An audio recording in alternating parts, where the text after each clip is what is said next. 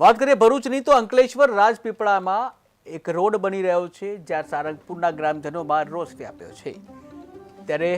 Toll તકલાદી અને અપ્રમાણસર હોવાના સરપંચનો આક્ષેપ છે જ્યાં રોડની કામગીરી અટકાવી દેવાનો પણ નિર્ણય લેવાયો છે ત્યારે અધિકારીઓને ફોન કરવા છતાં આવતા નથી જ્યાં ઇજારદારની કામગીરીને લઈને સવાલો ઊભા થયા।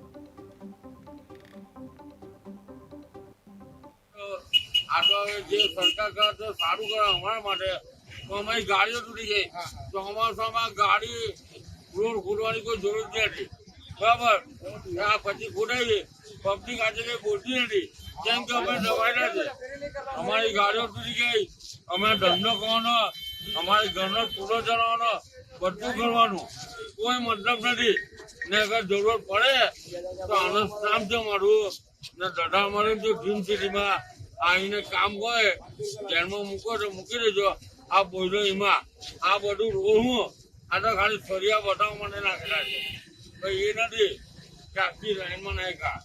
હા આ તો કોઈ બોલવા નથી ભાઈ